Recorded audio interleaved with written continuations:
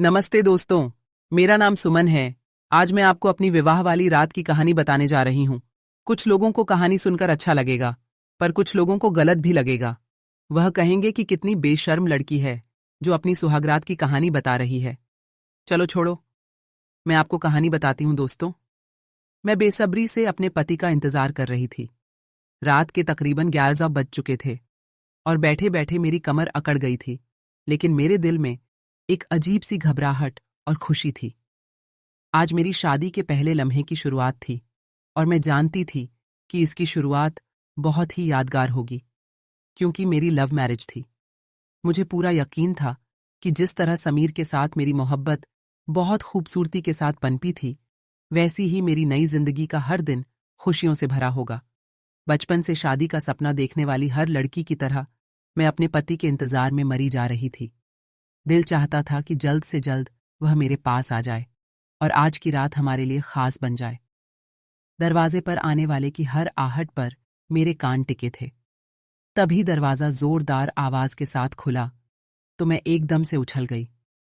मेरा दिल जोर जोर से धड़कने लगा और सांसें तेज तेज चलने लगी। मुझे लगा कि वह कमरे में आ गया है। मैं शर्म से अपनी पलकें झपकाने लगी और नजरें झुका ली। मैं खुद को संभालती, अपनी धड़कनों को काबू में लाने की कोशिश कर रही थी। मुझे कुछ भी समझ में नहीं आ रहा था, लेकिन जैसे ही कदमों की आवाज कमरे के अंदर आकर रुकी तो मैंने अंदाजा लगा लिया कि आने वाला मेरा पति ही है।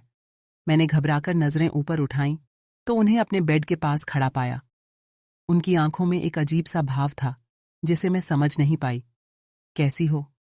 उन्होंने पूछा। मैंने नरमी से जवाब दिया, जी ठीक हूं। मुझ पर नजर पड़ते ही वह धीरे से मुस्कुराया, लेकिन फिर उसने तुरंत ही अपनी नजरें झुका लीं। कैसी हो? वो मेरे पास आकर गिरने वाले अंदाज में लेट गया और बड़े ही रोमांटिक लहजे में मुझसे पूछा। उसके इस मोहब्बत भरे लहजे को सुनकर मैंने जवाब दिया, ठीक हूं। लेकिन वह मेरे जवाब से एकदम चौंक गया और मेरी तरफ देखने लगा जैसे उसे मेरे व्यवहार में कुछ अलग महसूस हुआ हो। सब ठीक तो है? मैंने उसकी तरफ नाराजगी से नजर डाली और कहा, घड़ी पर नजर डालो, यही डाके थे, वक्त है यहां आने का। तो वो एकदम हंसते हुए बोला, अरे बस इतनी सी बात, अब मैं तुम्हें क्या बताऊं, जाने क्या हो गया था मेरे दोस्तों को। तुम्हें तो उनका पता ही है, वह लोग मेरी जान छोड़ ही नहीं रहे थे। बड़ी मुश्किल से मैं अपनी जान छुड़ाकर यहां आया हूं, लेकिन तुम इतनी संजीदा क्यों हो? तो मैंने जबरदस्ती हल्की सी मुस्कान होठों पर सजा ली। उस वक्त हमारी शादी की पहली रात थी। मैं सब कुछ जो भी शादी से पहले बुरा था भुला देना चाहती थी। इसीलिए जब समीर ने मेरी तरफ प्यार से हाथ बढ़ाया तो मैंने एक पल की भी देर किए बिना उसका हाथ पकड़ लिया। उसकी मुस्कुराहट और गहरी हो गई। उसने कहा, तुम्हें पता है मेरी माँ ने कितने प्यार से सारी शादी की तैयारियां की थीं। वह चाहती थी कि सब कुछ बिल्कुल परफेक्ट हो। हालांकि तुम तो जानती हो कि वह हमारी शादी के लिए तैयार नहीं थी, लेकिन सिर्फ मेरी खुशी के लिए। वह मान गई और शादी के हर एक फंक्शन में उन्होंने बढ़ चढ़कर हिस्सा लिया है।